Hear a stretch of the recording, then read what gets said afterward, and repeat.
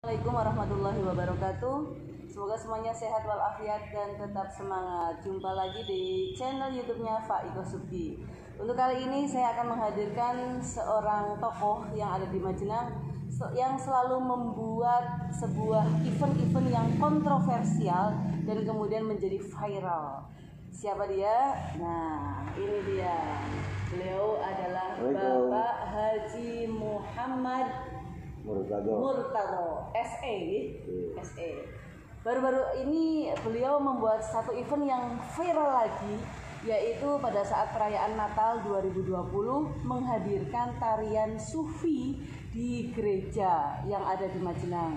Dan sebelumnya juga beliau membuat satu event lagi yang luar biasa viral lagi, yaitu menghadirkan para banser-banser pada saat ulang tahun gereja paroki, yaitu membawa 9 tumpeng, terus kemudian menyanyikan Yalal Waton dan juga menyanyikan lagunya Abu Nawas, yaitu Ila Lastulil Firdausi Ahla.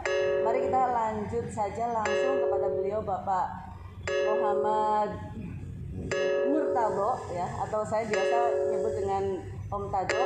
Sebetulnya tentang komunitas Gus Durian ini bisa dijelaskan, itu komunitas yang bagaimana? Assalamualaikum warahmatullahi wabarakatuh. Terima kasih kepada Mbak Faik atas waktunya untuk kemudian bisa diadakan bincang-bincang yang mudah-mudahan bisa bermanfaat bagi semua. Diawali kalau dengan bahasa Gus Dur, ini adalah sebuah komunitas yang dia muncul di beberapa daerah yang tentunya akan menunjukkan yang kearifan lokal.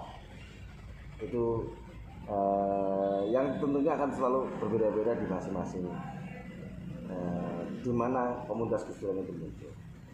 Khususnya kalau di Cilacap itu ada, di Majenang ada, di Cakota juga ada, di Adipala juga ada, dan kita selalu intens melakukan komunikasi. Ini Gus Durian, dan kami merujuk kepada teman-teman Gus Durian yang juga ada di Banyumas, yang diketuai oleh Pak Mas Humedi Yusuf. Dia sebagai koordinator wilayah Korwil Jawa Tengah komunitas Gus Durian. Ya, mungkin itu sekilas tentang Gus Durian. Terus kemudian tujuan dari diadakannya atau adanya kelompok Gus Durian ini, komunitas Gus Durian sebenarnya memiliki tujuan visi apa? Kalau visi mungkin terlalu ya, kami hanya mencoba apa yang kemudian sudah diajarkan atau ditanamkan oleh beliau Gus Dur tentang sebuah nilai-nilai kemanusiaan, di mana kita di dalam bermasyarakat tentunya bersyukur tentang sebuah keberagaman, karena memang seperti yang pernah saya sampaikan dalam satu sambutan yang kemarin waktu di gereja paroki itu, bahwa di dunia ini tidak ada yang kebetulan, semua adalah kehendak. Satu contoh hal yang sedang kita alami hari ini secara umum tentang pandemi COVID, Tuhan hanya menciptakan COVID saja, itu sudah bisa menembus seluruh dunia, lintas negara, lintas bangsa, ras, agama, budaya, status, semua mau tidak mau, suka tidak suka harus menerapkan 3M. Mencuci bersih, mencuci tangan, menjaga jarak dan memakai masker. Ini kan satu hal yang harus kita akui. Lalu ketika kemudian kita bertanya bahwa apakah Tuhan akan sulit untuk menciptakan satu umat yang sama dalam satu dunia, itu sangat mudah bagi Tuhan menciptakan itu. Tapi kenapa Tuhan tidak menciptakan itu? Karena memang itulah bahwa keberagaman ini bukan sesuatu kebetulan, tapi ini sebuah kehendaknya. Dan kita sebagai manusia yang kemudian menjadi ciptaan Tuhan yang paling sempurna, ya harus bersyukur tentang keberagaman ini. Kita syukuri, kita bisa bersama-sama untuk menciptakan kedamaian dunia. Kalau boleh saya menyampaikan bahwa sudah jadi sunatullah juga, karena ketika Kanjeng Nabi hijrah dari Mekah ke Madinah, kemudian membangun daerah Madinah, diawali dengan sebuah piagam Madinah, di mana keberagaman kota Madinah atau negara Madinah itu dibuat sedemikian rukun untuk kemudian menciptakan negara yang damai, baldatun thayyibun. Jadi Jadi itu yang bisa saya sampaikan. Jadi sebetulnya misi dari Gus Durian itu untuk bisa lebih menyadarkan kita bahwa keberagaman itu sunatullah untuk saling merangkul gitu ya. Nah, terus kemudian ini nih untuk yang akhir-akhir ini jenengan membuat satu event-event yang viral. Dari mulai menyertakan banser-banser ke gereja, membawa tumpeng, menyanyi Yalal Waton, Ilahilah Sulul Virus, dan terakhir adalah tarian sufi di gereja. Maksudnya gimana maksudnya? Saya garis bawahi bahwa kemudian apa yang kita lakukan karena memang diawali sesuatu tidak kebetulan juga. Kami sudah biasa melakukan sebuah event-event kerjasama, tidak hanya pada saat perayaan-perayaan seperti kemarin di Natal atau dari ulang tahunnya paroki, bahkan sekarang ada di DKI, kemarin juga di DKI ada kita Indonesia. Tapi di event-event yang bersifat kemanusiaan tentang korban banjir, tentang kemudian kita di bulan Maulid melakukan sunatan massal, mengadakan seratusan anak-anak kecil disunat, terus kemudian santunan kepada beberapa anak-anak santri, pondok-pondok pesantren yang kemarin di pandemi anak-anak ini nggak bisa pulang kampung, kan kebetulan juga mereka ada berasal dari luar Jawa, ada sekitar 80 sampai 100 anak di 11 pondok kalau nggak salah. Itu kita sudah berjalan dari sekian event sehingga ketika kemudian di event kebetulan kemarin ada Arlah paroki kita bawa 9 tumpeng, terus kemudian di Natal kita mengadakan tari sufi ini sebuah pengenalan yang kemudian tentunya kita menghargai bahwa kita paham kalau kemudian dikaitkan dengan bahasa yang seringkali atau dalam Al-Quran disebutkan lakum dinukum melihatin gitu. Kalau kita hanya mengetahui arti makna dari agamamu berapa itu, kita pikir anak baru bisa baca itu sudah bisa tahu itu kalau itu agamamu itu. Tapi bahwa ada makna bahwa toleransi adalah mayoritas ke minoritas. Itu intinya kan di situ. Bahwa kemudian bentuknya apa? Ya monggo kita masing-masing untuk bisa apa intinya ya, bahwa kemudian ketika saya harus melakukan kegiatan atau kemana ada tari sufi, kebetulan tari sufi ini kan kita di Gus Durian ini kan ada teman-teman Les Bumi yang mereka itu mendirikan sekolah tari sufi. Nah kebetulan dari beberapa jamaah dan itu ada yang tertarik dengan tari sufi itu, mereka ikut keperhatian sehingga kemarin di saat Natal pasca misa setelah selesai kegiatan Natalnya kita coba menghadirkan tari sufi.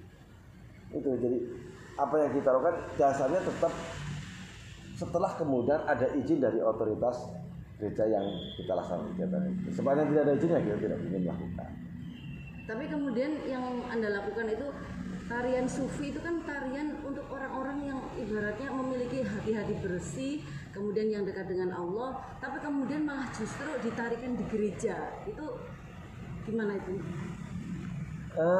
Mungkin terlalu ini kalau kemudian di dosa, tapi yang jelas hal yang mungkin lebih mudah dipahami bahwa di dalam gereja ini kan sebuah tempat ibadah, bahwa kemudian kita memahami tentunya punya sesembahan atau punya Allah yang kemudian bisa kita sembah. Di situ makna dari sebuah tari sufi berharap menjadi satu kebutuhan dari tidak terpengaruh oleh satu kondisi situasi yang pada saat itu memang baik secara keyakinan yang berbeda, tapi bahwa ketauhidan kita tetap satu. Ini yang mencoba kita perkenalkan lah. Jadi sebuah tarian itu tidak menjadi satu simbol, akhirnya menjadi ada semacam kayak semacam pencampur adukan antara bahwa itu ajaran-ajaran ketauhidan kemudian dengan yang malah justru bahasa kita ya malah justru tidak mengakui adanya Allah dan tidak mengakui adanya Nabi Muhammad. Itu tidak menjadi sebuah pencampuran ini keyakinan gitu. itu mungkin akan terjadi ketika memang sebelum itu kita tidak pernah ada apa namanya komunikasi atau ada kerjasama atau apa itu akan mungkin terjadi. Tapi bahwa ini kita berjalan seolah-olah semua mengalir karena memang dan tidak kemudian merasa bahwa ini menjadi satu benturan, karena kami dasar kami bahwa kami tetap berpositif thinking lah, berpositif thinking, tidak punya apa namanya kepentingan yang lain, karena tidak sampai ke akidah lah ya. Betul, karena seperti apa yang sudah yang sekarang lagi digangan oleh Pak Menteri ya, disangkut bahwa agama itu selama agama masih menjadi aspirasi, pasti akan terjadi perdebatan di mana-mana terjadi perdebatan. Tapi kalau agama menjadi inspirasi, kelak kita saatnya akan menemukan betapa luas dan besarnya kekuasaan Allah. Suatu hari itu akan berlalu. Kalau agama itu menjadi inspirasi, tapi kalau menjadi aspirasi ya selalunya pasti akan terjadi perdebatan. Seperti tarian sufi menjadi inspirasi kita untuk kemudian lebih khusyuk kepada pasangan kita, inspirasi kita. Ya di situ ya sama-sama di saat mereka juga butuh konsentrasi untuk apa namanya di dalam peribadatan mereka, kita coba tawarkan yang tari sufi. Jadi cara nyunan ya sah-sah saja, itu sebagai hanya simbol, terus kemudian di gereja juga mereka melakukan peribadatannya sendiri, dan itu menunjukkan satu apa ya, kerukunan di situ adanya. Ya, dan televisi sendiri kan bukan malam itu bukan, tapi itu bentuk budaya juga. Kalau yang dulu bagaimana itu simbol membawa tumpeng 9 tumpeng ke gereja itu, dengan menyanyikan lagu Ya Lauraton dan Ilahilas, itu bagaimana itu? Itu memang panjang itu. Awalnya kami ada komunikasi, karena kami memang sering komunikasi. Satu ketika ada komunikasi dengan pihak paroki pada saat itu, yang kebetulan pada saat itu gereja paroki kerawan tamu beliau seorang uskup Uskup Harsono yang dari Koto Arwin di Jawa Tengah wilayah Barat. Dan uskup Harsono ini kepingin bertemu dengan Gus Dur yang terkenal. Nah pada saat itu karena kemudian kami juga di basecamp Gus Dur ini kan seringkali tidak hanya kemudian Gus Dur, sering ada teman-teman Banser, ada Ansor atau yang lain. Nah pada saat itu kami tawarkan ke teman-teman, ini ada tamu kepingin bersilaturahmi dan berjauh dari kita, ayo akhirnya kita ketemu udah Pak Arsono, ngobrol ternyata Arsono memberikan satu cerita. Ternyata beliau itu adalah punya kenangan cerita yang sangat berkesan ketika Gus Dur masih sugeng, diawali dari gelap pada saat kemudian dia melakukan tes dalam kehidupan itu, dari 8 orang yang pada saat itu ikut tes kehidupan di Bogor, dan salah satu yang kemudian menjadi tentor atau menjadi ini adalah Gus Dur. Dan mereka punya kenangan tersendiri di mana semestinya ketika kegiatan pelatihan atau pendidikan eskup itu umumnya akan berjalan mulai jam 8 pagi sampai jam 12. Pada waktu Gus Dur itu 4:30 sudah dibangunkan, karena Gus Dur jam 8 sudah ada acara. Jadi beliau setelah sholat subuh, para calon-calon uskup itu dibangunkan sekarang gitu. Itu menjadi kenangan mereka.